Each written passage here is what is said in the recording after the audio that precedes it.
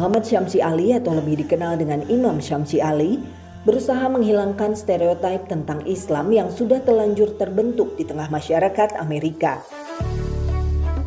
Putra kelahiran Kampung Kajang, Bulukumba, Sulawesi Selatan ini telah mengabdikan dirinya untuk berdakwah di bumi barat sejak tahun 1996. Usaha-usaha dialog agama yang dirintis sejak awal ketibaannya di negeri Paman Sam membuat ia dipercaya untuk mewakili komunitas muslim dalam banyak perhelatan besar di Amerika. Imam Syamsi Ali menjadi representasi wajah Islam moderat oleh dunia barat. Beragam kerja dakwah yang dilakukannya mengantarkan Imam Syamsi Ali meraih berbagai penghargaan dari masyarakat, pemerintah Amerika, dan media.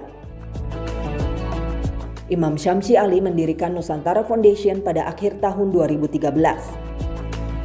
Nusantara Foundation melakukan berbagai inisiatif, termasuk memperkenalkan Islam dan Indonesia di berbagai universitas, instansi, dan komunitas di Amerika. Namun rencana terbesar Nusantara Foundation adalah pendirian pondok pesantren pertama di bumi Amerika. Sahabat, kita tanya beliau dulu ya. Luar biasa, 10 hektar setengah ya tanah di New York ya, dekat-dekat New York. Ini kan bukan barang yang murah gitu ya. Saya boleh tanya Pak Ustadz, ini uang dari mana ini Pak Ustadz bisa beli tanah di sana? Ya, saya terus terang saja kalau memakai logika saya sendiri, nampaknya memang nampak seperti tidak mustahil tapi sangat berat ya. Tapi saya tidak selalu memakai logika pribadi, saya memakai logika keimanan. Saya yakin bahwa setiap ada niat yang baik, Allah selalu akan buka jalannya gitu ya. Jadi ketika saya membeli lokasi ini pun sebenarnya belum punya duit. Saya kembali ke Indonesia, hanya memberitahu kepada beberapa orang. Singkat cerita, tiba-tiba ada mengatakan berapa uang mukanya. Saya sampaikan sekian. Beliau mengatakan saya yang akan memberikan uang mukanya. Masya Allah. Karena saya nggak pernah minta Pak Jenderal. Karena kenapa saya nggak meminta? Satu, orang Islam itu nggak disuruh minta-minta. Yang kedua, orang Islam itu tanpa diminta memberi. Karena itu perintah Al-Quran. Wa amfiku, dan berinfaklah. Kita diperintah gitu. Jadi jangan dimintai lagi. Jadi itu maksud saya. Makanya saya itu paling berat minta pada orang. Tapi alhamdulillah juga selesai. Kita sudah lunasin semua. 10,5 hektar ini sudah lunas. Jadi sudah, artinya ini sudah aset kita. Teladan Nusantara.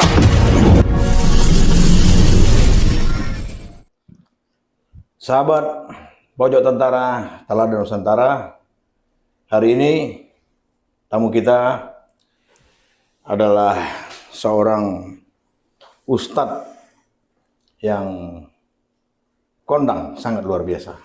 Dan beliau, apanya yang luar biasa? Nanti kita berbincang-bincang dengan Ustadz Syamsi. Saya langsung sapa beliau. Assalamualaikum warahmatullahi wabarakatuh. Assalamualaikum warahmatullahi wabarakatuh. Sehat-sehat Pak Ustadz ya? Sehat, alhamdulillah. Terima kasih Pak Jenderal. Ini kehormatan bisa hadir di sini. Alhamdulillah. Di pojok Tentara Teladan Nusantara. Luar biasa. Jadi tentara ini Pak Ustadz bukan tentara yang perang-perang itu. Ini hanya singkatan dari Teladan Nusantara. Jadi pojok ini, ruang yang sempit ini, siapapun bisa berbicara di sini selama dia memberikan keteladanan.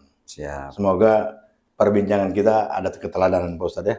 Nah, saya kira sangat demikian, sangat penting ini karena kami jauh ke Amerika. Salah satu tujuan kami adalah ingin menyampaikan bahwa Nusantara itu adalah sosok tauladan. Khususnya dalam konteks keislaman kita di Nusantara ini kan penting untuk kita sampaikan ke dunia. Dan bertoleransi beragamanya ya. Itu dia maksud saya. Jadi kita menampilkan Islam yang rahmatal alamin. Begitu, sahabat. Beliau adalah seorang ustadz yang kalau boleh saya katakan orang yang pertama sekali mendirikan pondok pesantren di Amerika Serikat, dalam hal ini di New York Pak Ustadz ya. New York, Saya boleh tanya, coba Pak Ustadz ceritakan dulu seperti apa dulu Pak Ustadz mendirikan itu, apa tujuannya dan bagaimana bisa terjadi itu? Bagaimana Pak Ustadz? Jadi Pak Jenderal, ini cerita panjang sebenarnya, tapi kita persingkat ya. Singkat aja. Jadi saya sudah di Amerika ini sudah hampir 27 tahun. 27 tahun ya? Jadi bulan Desember tahun 96 saya sudah mendarat. Dan sejak itu kami berusaha untuk mencoba menetralisir kesalahpahaman kepada agama Islam. Kita ini dengan cara-cara menyampaikan yang bil hikmah ya, dengan cara hikmah, dengan bijak ya. Apakah itu pertemanan, kerjasama dengan tetangga-tetangga. Tapi setiap kali saya mengenalkan diri sebagai orang Indonesia dan Muslim Indonesia yang notabene-nya mewakili negara Muslim terbesar dunia, itu orang-orang Amerika kurang paham. Nah, disangkanya negara Muslim terbesar itu ada di Timur Tengah, Saudi Arabia, Mesir, bahkan terkadang Malaysia lebih dikenal sebagai negara, bahkan di Arab mungkin ya. Ya begitu. Jadi kami kemudian mendirikan yayasan namanya Nusantara Foundation atau Yayasan Nusantara, dan Yayasan Nusantara ini kemudian mengambil inisiatif besar untuk mendirikan pondok pesantren pertama di bumi Amerika. Ini di tahun tempatnya 2000, di New York. Persisnya daerah Connecticut, 2 jam dari kota New York, antara Boston dan New York. Karena New York ini kan terlalu hiruk pikuk, terlalu ramai.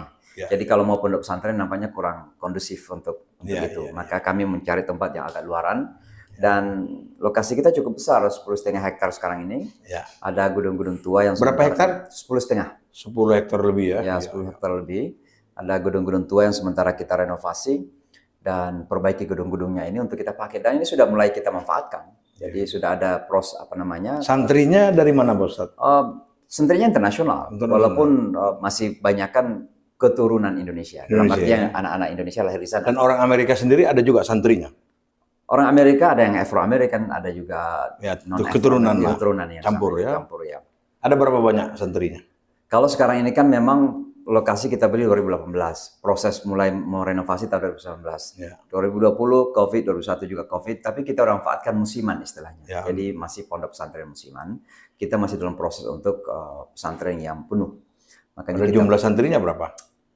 Yang sekarang ini ikut masih kecil, memang sekitar tahun 2021 kemarin itu 50-an. 50 ya? 50-an. Tapi mudah-mudahan dia bisa berkembang. Ya, insya Allah, mudah-mudahan. Tujuan kita memang pertama niat baik kita untuk menjadi bagian mengenalkan Islam yang tidak ditakutin, tidak ditakutin dan tidak nakut-nakutin. Islam ini kan sebenarnya tidak menakutin, tapi kadang kita takut-takutin orang kan. Jadi itu masalah. Jadi kita menampilkan Islam yang tidak menakutkan dan tidak menakut-nakutin orang. Karena Nabi sendiri pun membawakan Islam itu pun dengan cara yang smooth ya. Sangat smooth, sangat bijak dan tidak frontal dalam hal bahwa tidak menjadikan orang lari lah gitu. Di pesantren kita ini berada di tengah-tengah non-muslim. Jadi perkampungan non-muslim. Dan bagi mereka ini sesuatu yang baru, tapi dengan pendekatan-pendekatan kenusantaraan kita, keindonesiaan kita ajak mereka main-main sambil makan sate. Rupanya senang. Waktu Pak Ustadz awalnya mendirikan itu tidak ada penentangan dari masyarakat setempat gitu? Tidak, karena orang-orang Amerika ini kan sebenarnya netral-netral saja. Oh gitu. Tergantung bagaimana kita melakukan pendekatan. Kalau kita melakukan pendekatan dengan menampilkan simbol-simbol pakaian kita dari Timur Tengah, dari Asia Selatan harus pakai janggut yang panjang, pakai jubah segala macam. Nah itu kan ada stigma di situ. Orang akan lebih cepat mengatakan, oh itu mah Bin Laden gitu. Nah tapi kalau kita dari Indonesia dengan senyuman kita, dengan keramahan kita, itu menjadikan mereka justru duluan jatuh hati gitu. Jadi bahkan kita mengadakan acara 17 Agustusan di pesantren kita sebagai milik Indonesia dan kita harus bangga dengan itu. Kita undang tetangga-tetangga, mereka ikut datang main bola karena kita ada kegiatan-kegiatan olahraga dan sebagainya. Nah, di pondok pesantrennya Pak Ustadz itu juga sekalian Pak Ustadz mendirikan masjid atau enggak? Dalam bentuk bangunan yang utuh gitu. Jadi itu salah satu perencanaan kita. Kita akan membangun masjidnya. Oh, tapi belum ya, masih proses ya? Belum. Jadi sementara ini kegiatan peribadatan ada di gedung yang sudah ada. Kita jadikan masjid sementara. Tapi kalau Allah memberikan kemudahan dan dana terkumpul, kita akan mendirikan masjid tersebut. Terus kalau menurut Pak Ustadz dengan aktivitas sekarang ini ya, akhir-akhir ini, kira-kira bisa berkembang ke arah yang lebih besar lagi itu santrinya atau seperti apa? Saya kira begitu, karena akan berkembang ya? Akan berkembang. Kenapa? Pertama, Islam berkembang sangat pesat. Dan bukan saja karena orang Islam memang keturunannya cukup besar ya. Artinya orang Islam itu produktif. Sambil minum Pak Ustadz ya. Tapi juga karena banyak yang masuk Islam. Jadi banyak mu'alaf. Mu'alaf ya. Nah, nanti mu'alaf ini akan kita buatkan program di pesantren kita, pembinaan. Agar mereka tetap iman dan Islam. Karena mu'alaf ini ada dua kemungkinan Pak Jenderal. Satu, bisa kembali ke dunia lama. Tidak harus murtad. Tapi kembali lagi ke nightclub, kembali lagi mau mabuk gitu ya, karena pergaulan. Ya. Tapi mu'alaf juga bisa sebaliknya, menjadi tiba-tiba sangat keras gitu ya, menjadi ekstrim gitu. Nah, tugas kami adalah menjadikan mereka tetap di middle path, tetap moderat, ya, mengajar mereka apa itu Islam yang rasional, yang imbang dan sebagainya. Artinya tetaplah menjadi Islam yang kafah ya, secara kafah ya. Kafah dan imbang. Dalam artian mereka punya komitmen keislaman, tapi pada saat yang sama terbuka untuk semua. Jadi kan ada orang yang merasa lebih berislam tapi nggak mau bergaul dengan orang lain. Nah itu yang kita tidak harapkan seperti itu. Begini Pak Ustadz, sahabat kita tanya beliau dulu ya. Luar biasa, 10 hektar setengah tanah di New York ya, dekat-dekat New York. Ini kan bukan barang yang murah gitu ya. Saya boleh tanya Pak Ustadz, ini uang dari mana ini Pak Ustadz bisa beli tanah di sana? Saya terus terang saja kalau memakai logika saya sendiri, nampaknya memang nampak seperti tidak mustahil tapi sangat berat ya. Tapi saya tidak selalu memakai logika pribadi, saya memakai logika keimanan. Saya yakin bahwa setiap ada niat yang baik, Allah selalu akan buka jalannya gitu ya. Jadi ketika saya membeli lokasi ini pun sebenarnya belum punya duit. Saya kembali ke Indonesia, hanya memberitahu kepada beberapa orang, singkat cerita tiba-tiba ada mengatakan berapa uang mukanya. Saya sampaikan sekian. Beliau mengatakan saya yang akan memberikan uang mukanya. Masya Allah. Karena saya nggak pernah minta Pak Jenderal. Karena kenapa saya nggak meminta? Satu, orang Islam itu nggak disuruh minta-minta. Yang kedua, orang Islam itu tanpa diminta memberi. Karena itu perintah Al-Quran. Wa anfiku, dan berinfaklah. Kita diperintah gitu. Jadi jangan dimintai lagi. Itu maksud saya. Makanya saya itu paling berat minta pada orang. Tapi alhamdulillah juga selesai. Kita sudah lunasin semua. 10,5 hektar ini sudah lunas. Jadi sudah, artinya ini sudah aset kita. Kita berhasil membangun atau belum berhasil membangun itu sudah milik kita. Dan itu sudah aset. Berapa semuanya itu mungkin satu hal yang harus kita tahu bahwa di Amerika itu kalau tanah dan agak di luaran kota itu tidak terlalu mahal. Karena Amerika itu kan daratan. Jadi masih memungkinkan untuk kita memiliki tanah yang luas selama itu masih di luar kota. Jadi boleh ya dijadikan hak milik ya? Oh iya. Dan itu sudah hak milik ke yayasan kita. Yayasan Nusantara. Yayasan apa namanya? Nusantara Foundation atau Nusantara Foundation. Nusantara Foundation. Fondasi ya? Ya, fondasi. Ya, jadi fondasi Nusantara. Hampir sama dengan Pojok Tentara nih. Teladan Nusantara. Itu dia, Nusantara. Sama juga dengan IKN, Ibu Kota Nusantara. Ibu Kota Nusantara. Negara Nusantara namanya kan. Jadi Allah memang mempertemukan kita ini. Pak Ustadz ya. Betul. Dan sahabat ya, supaya diketahui saja, waktunya beliau ini tidak lama sekali di sini nih. Ini kurang lebih hanya setengah jam saja. Karena beliau jam 15.00 sudah harus berada di bandara untuk persiapan, insya Allah akan terbang ke New York jam 17.30 ya. Ini sekarang kita di sini baru jam 13. Masih 13.30 ya. Masih ada waktu setengah jam. Begitulah liku-likunya untuk bisa bertemu dengan beliau. Tetapi tetap saja Allah mempertemukan. Ringan sekali langkah beliau untuk ke Pojok Tentara ini dalam mewujudkan satu syiar Pak Ustadz ya. Oke Pak Ustadz, kira-kira apa obsesi Pak Ustadz ke depan dengan berkembangnya pesantren itu, kemudian ajaran itu sudah mulai diterima dan masyarakat setempat pun sudah familiar. Seperti apa kira-kira? Mimpi besar saya memang mudah-mudahan insya Allah Allah memudahkan perjalanan dan perjuangan untuk mewujudkannya dan terwujud. Dan mimpi saya dengan terwujudnya pondok pesantren ini, orang bisa membangun pemahaman bahwa Islam yang terbesar di dunia itu ada di Indonesia. Dan Islam di Indonesia itu ya bukan sekedar Islam yang seperti dipahami secara umum. Tapi Islam yang betul-betul berwajah rahmatan lil alamin. Yang bisa menggambarkan keteduhan, kebersamaan. Dan bertoleransi ke segala arah persatuan. Karena saya yakin sekali bahwa Islam yang seperti ini dirindukan oleh dunia. Kenapa dirindukan? Karena dunia kita sekarang ini kan terlalu divasif, perpecahan sangat luar biasa. Coba kita lihat antara Rusia dan Ukraina, kemudian di Ukraina tentu mewakili NATO misalnya kan, kemudian dalam bidang ekonomi ada Cina dan Amerika. Di sini kemudian itu Islam harus tampil sebagai perajut hubungan antara manusia itu. Bahwa di tengah perbedaan-perbedaan, kemudian konflik yang ada ini, Islam harus hadir sebagai solusi. Maka kita harus hasilkan, dan Indonesia bisa mewujudkan itu. Kenapa? Karena kita bukan sekedar teori dan konsep, kita sudah membuktikan. Kita ini negara Muslim terbesar, tapi kita juga negara demokrasi.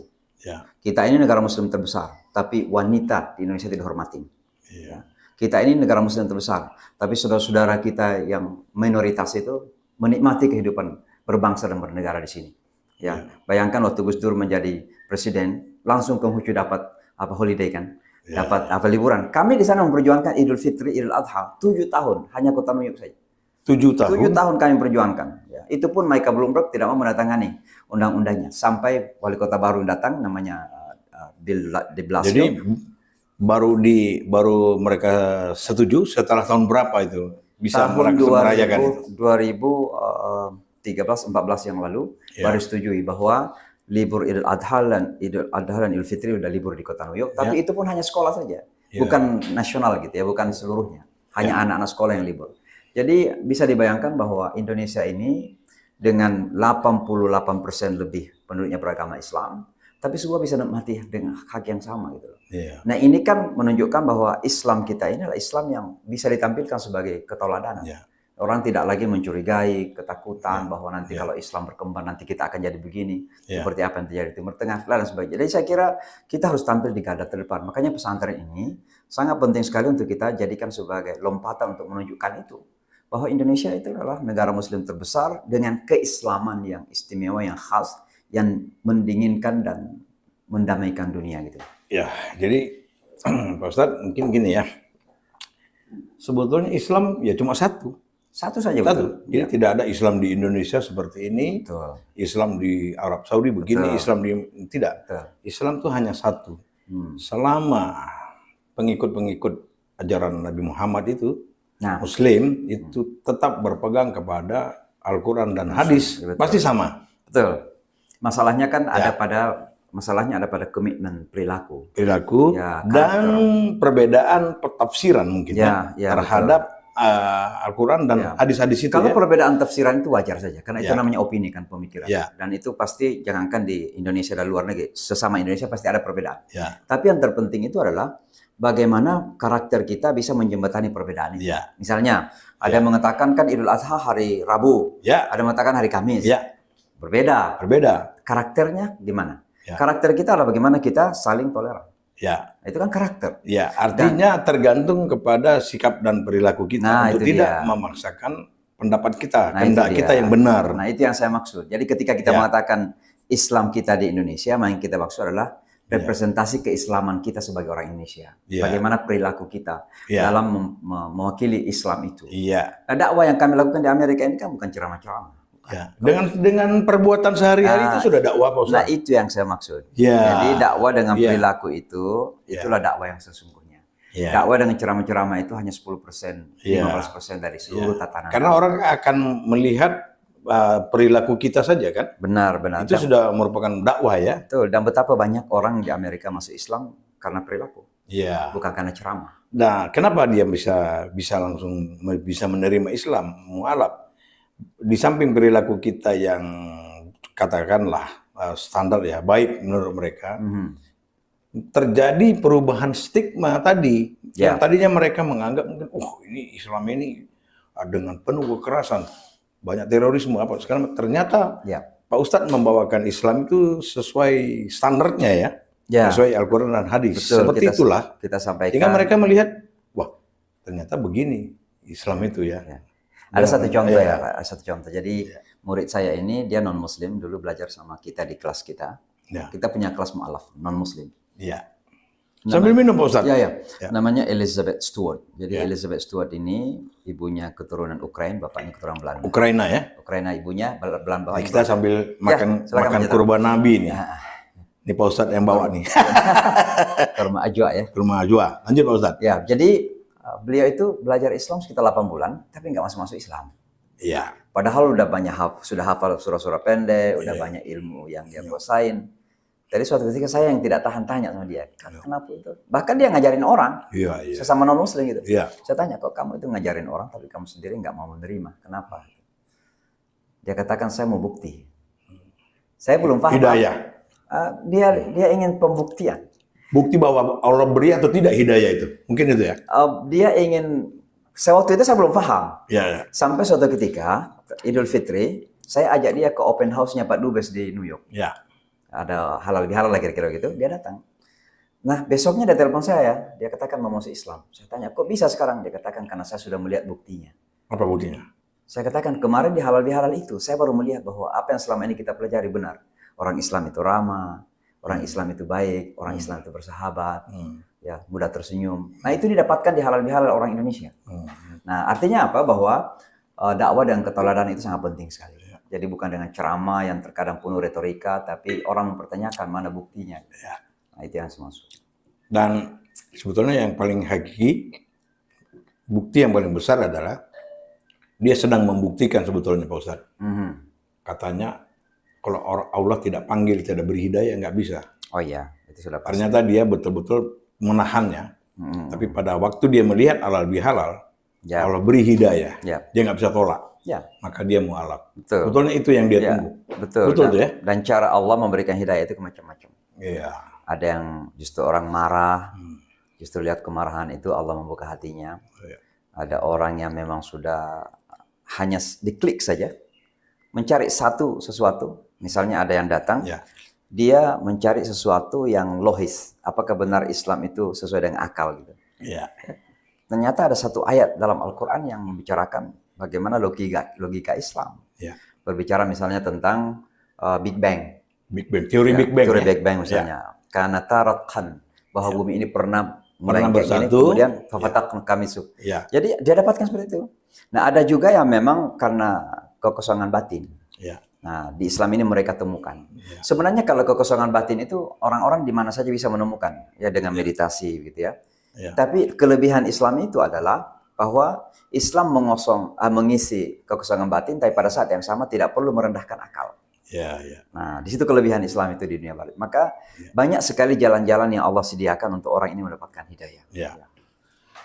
Saya tertarik ini dengan teori Big Bang tadi, tergelitik ini. Sahabat kita dalami teori Big Bang ya. Big Bang itu kan menyatakan satu teori adalah bahwa bumi ini dulu pernah bersatu ya, betul? Pernah menyatu. Kemudian akibat proses proses meledaknya terjadi peledakan besar sehingga bumi ini bukan bumi, galaksi ini memuai lah begitu, membesar dan merenggang, mengakibatkan adanya jarak kan begitu antar planet-planet kan begitu ya. Kalau kita lihat, kalau kita analogikan itu seperti satu titik yang tadinya berdekatan, ketika seperti balon ini ditiup membesar, maka titik itu kan sekarang menjauh kan? Betul kan? Logikanya semakin menjauh titik itu berarti ini semakin dia sudah membesar kan? Maka akan terjadi ledakan ulang nanti. Itu mungkin kiamat itu ya Pak Ustadz ya? Betul. Jadi ini logika sederhana aja ya. Al-Quran menyebutkan itu. Betul ya? Jadi wa inna lamusi'un dalam artian bahwa kami menjadikan ini melebar. Sampai pada titik puncak pelebaran itu akan terjadi ledakan lagi. Nah, itu terjadi kiamat situ. Apakah itu yang disebut kiamat? Tapi kemungkinan itu mungkin kiamat itu. Boleh jadi ya. Artinya kan alam semesta ini kan nggak abadi. Jadi seperti dulu menyatu, kemudian terjadi ledakan, kemudian semakin lamusi'un semakin meluas. Pada saat mencapai klimaks luasnya itu terjadi lagi. Kalau nggak salah saya itu ayatnya itu kuciptakan dahulunya planet-planet ini, bumi ini bersatu katanya gitu ya. Maka kada taratkan fafataknahuma. Bahwa alam semesta ini pernah bersatu dan kami pisahkan. Nah kata pisah ini kan dalam bahasa sainsnya Big Bang itu. Dan itu orang-orang Amerika itu suka yang begitu-begitu Pak Ustadz. Suka karena mereka bisa membuktikan sains dengan Al-Quran itu. Betul, karena mereka kan semuanya rasional. Rasional. Sangat logis, maju dalam segi pendidikan dan keilmuan. Maka dan alhamdulillah ternyata sekarang banyak yang membuktikan bahwa tidak ada satu ajaran agama pun yang paling sejalan dengan kemajuan sains dan teknologi pada Islam itu. Kita belum pernah menemukan ayat-ayat yang misalnya kontra dengan perkembangan sains. Tapi selalu ada nilai-nilai dasar dalam agama kita itu. Misalnya artinya Tidak ada kontras ayat-ayat Al-Quran itu dengan eksplorasi keadaan sains yang penemuan ada, ya. sains ya, penemuan keilmuan tidak ada. Dan itu menjadikan mereka termasuk penciptaan manusia itu ya. Ya, 9 bulan dalam kandungan ya. Ya, ada ahli kandungan namanya Profesor Keith Moore. Ya. Ini beliau orang Prancis. Itu melakukan penelitian bertahun-tahun. Suatu ketika dia membaca Al-Quran, apa yang diteliti bertahun-tahun kesimpulannya ada dalam Al-Quran itu. Ya. Akhirnya dia masuk Islam karena itu. Dan itu terkenal sekali bukunya. Keith Moore, Profesor Keith Moore dari Prancis. Dan banyak lagi. Iya. Alhamdulillah. Begitu, luar biasa nih. Ini kita tanya, mungkin terakhir lah ini. Kita tanya Pak Ustadz, nanti terlambat ke bandara ini. Tapi minum dulu Pak Ustadz, silakan. Boleh. Silakan jangan. Ngomongin, bicara aja. Tentu Pak Ustadz dulu kan, ya basicnya pendidikan agama Islam pastinya kan. Sarjana pasti pesantren agama Islam. Dulu passionnya Pak Ustadz ini apa? Ini apa di bagian da'i, usuluddin, apa mufasir apa? Dan di mana dulu Pak Ustadz belajar? Kuliah atau sekolah di mana? Saya terus terang waktu di pondok pesantren, saya lebih suka silat. Lebih suka? Silat. Kok bisa? Saya pendekar silat. Pendekar silat? Wah, apa? Dan saya pertama kali keluar dari Sulawesi Selatan ke Bandung mengikuti kejuaraan nasional silat. Ya. Saya suka berkelahi waktu kecil. Nah, jadi passion saya berkelahi. Ya, jadi pesantren pun untuk nggak masuk tentara, kalau tentara nggak keras. Harusnya Pak Ustadz masuk tentara. Dimasukkan ke pondok pesantren gara-gara suka berkelahi itu. Ya. Tapi ternyata di pesantren ada penyaluran berkelahi silat itu. Ya. Tapi selain dari itu memang saya suka bahasa Arab, suka ilmu-ilmu agama. Ya. Maka kemudian ya saya dapat ranking di pesantren, dikirimlah kita ke luar negeri, dapat beasiswa itu ke Pakistan. Ya. Saya mengambil S1 saya di bidang tafsir. Tafsir ya? Tafsir ya. Kemudian saya tadi mau fasir beliau nih, ahli tafsir nih. Lanjut. Kemudian di bidang S2 saya di perbandingan agama. Perbandingan. Ya, jadi saya itu belajar semua agama-agama. Ya. Ya. Jadi artinya kita belajar semua agama bukan untuk dipertentang-tentangkan. Oh, bukan. Hanya untuk memperkaya khasanah ilmu kita tentang agama. Betul. Ya. Gitu. Karena Islam itu kan menyuruh kita mempelajari hikmah dari mana saja. Ya. Kalau dalam istilah Rasulullah itu al-hikmatu dhallatul mu'min anna wajadaha fahuwa ahaqqu biha. Ya. Hikmah atau wisdom itu adalah sesuatu yang hilang dari orang beriman. Ya. Di mana saja dia dapatkan, ambil. Ya. Kalau kita mendapatkan dari orang Hindu ada hikmah, ada ilmu yang baik, kita ambil. Ada hikmah kita ambil. Dari Yahudi kita ambil, dari Hindu, dari Buddha kita ambil. Ya. Misalnya saya belajar dari orang Yahudi tentang bagaimana memperkuat komunitas, masyarakatnya. Komunitasnya. Komunikasi masyarakatnya. Ya. Kenapa? Karena di Amerika Yahudi itu hanya 5 juta orang. Ya. Tapi mereka yang paling kuat. Ya. Nah, sekarang saya pelajari, kok bisa Yahudi kecil jumlahnya tapi kekuatannya luar biasa. Ya. Mana rahasianya? Itu yang kami pelajari. Ternyata ada ajaran-ajaran dia untuk bisa memperkuat komunikasi. Ya, yang saya dapatin adalah orang Yahudi itu susah bersatu di rumah-rumah ibadah. Iya. Karena terlalu banyak sektenya. Iya. Tapi begitu di pasar, persatuannya sangat kuat. Sahabat, waktu pun sudah mulai menipis. Lanjut aja, General. Pak Ustadz juga sudah mulai mau berkemas. Ya.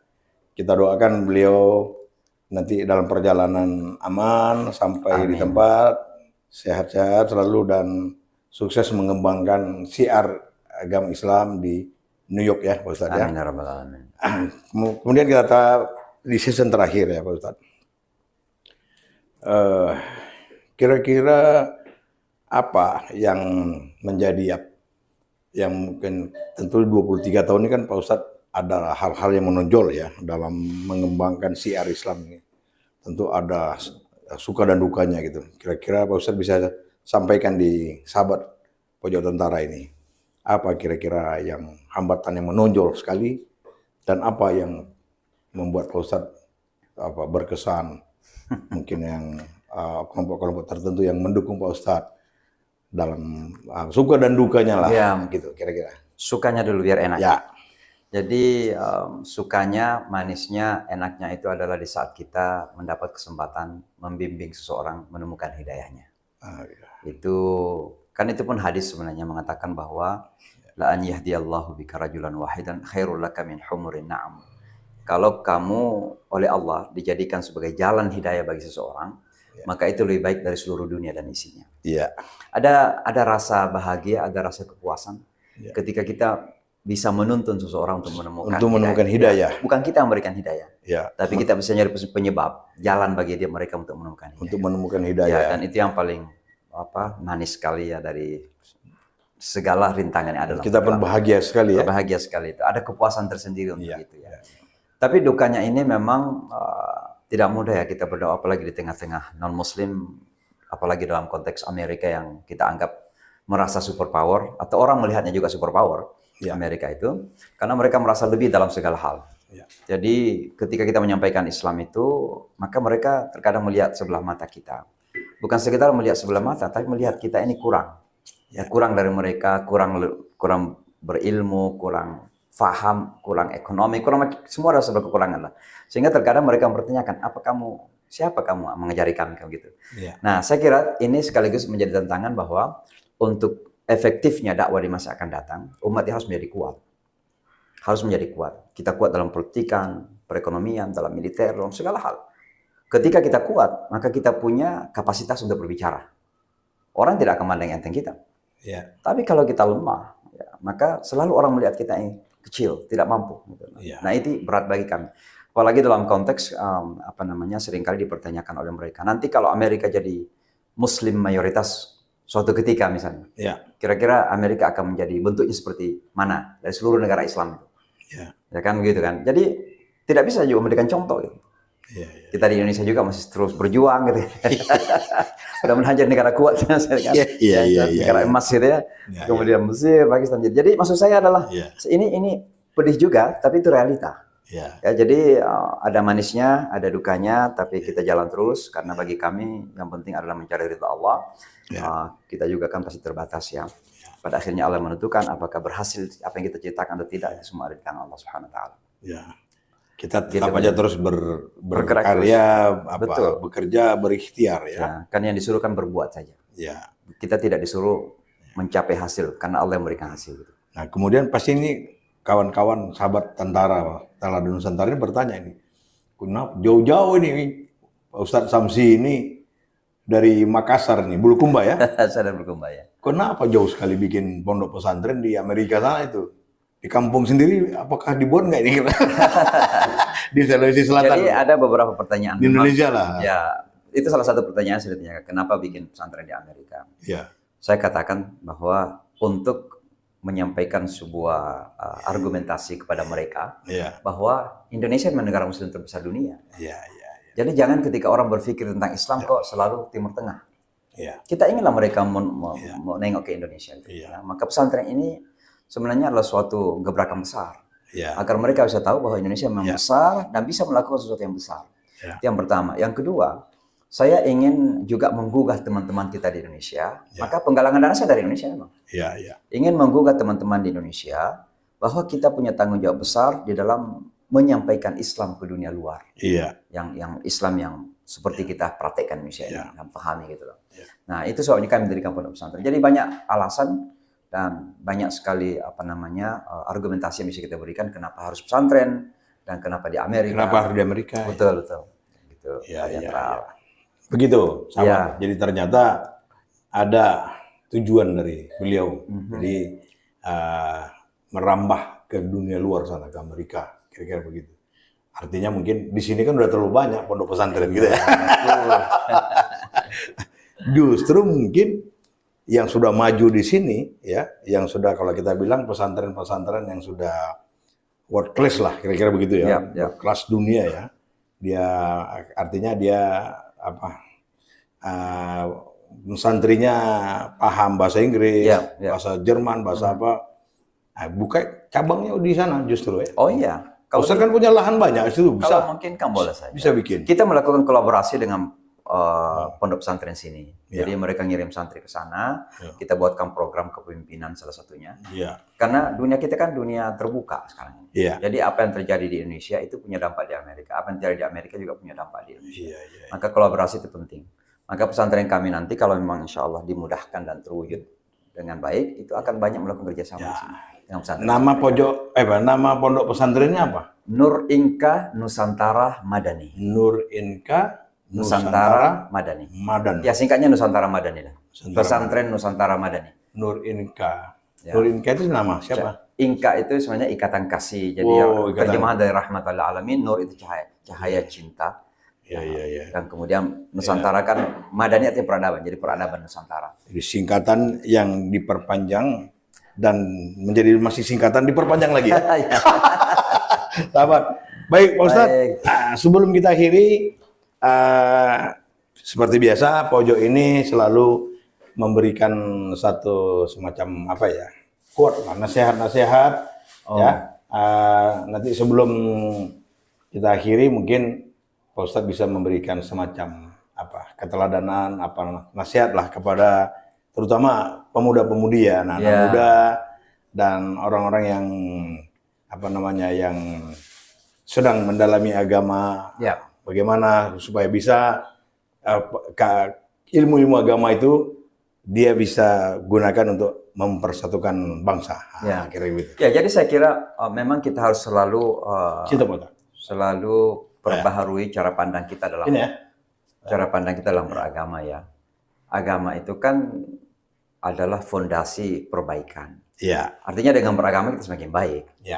Baik dalam akhlak, dalam perilaku, tentunya baik dalam hubungan kepada Allah.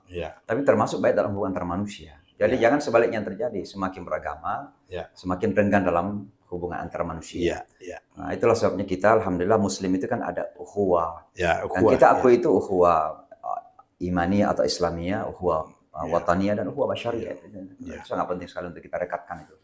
Kita sebagai sama muslim harus bersatu, sama bangsa harus bersatu, bahkan sama manusia. Dimanapun kita harus bersatu. Itu tujuan Islam sebenarnya. Jadi kita harus perbaharui terus cara pandang kita seperti itu. Yang kedua, saya cuma ingin mengingatkan bahwa kita sekali lagi sebagai bangsa dengan penduduk muslim terbesar harus betul-betul menjadi tauladan ya. Karena dunia itu tidak merindukan ceramah yang berapi-api. Mereka merindukan ketauladanan. Mereka mencari bukti bahwa kalau muslim itu seseorang itu menjadi lebih baik. Maka mudah-mudahan kita di Indonesia insya Allah dengan keislaman kita menjadi manusia lebih baik lagi. Saya kira itu Pak Jenderal. Wah, Masya Allah, luar biasa ya, sahabat ya.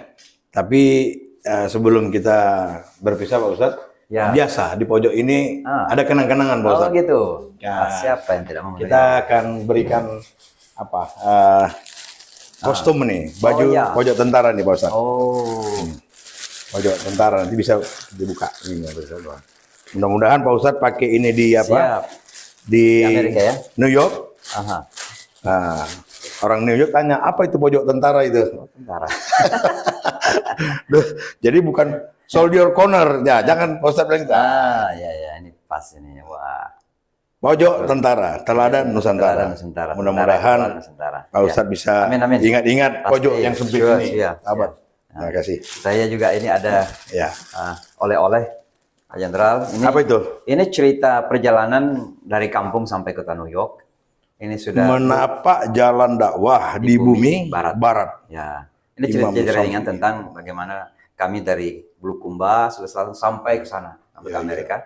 Bulukumba itu Tanjung Bira ya? Ya itulah salah satunya Tanjung Bira. Sulawesi Selatan. Ini satu buku. Terima kasih nih ya, Pak Ustadz ya.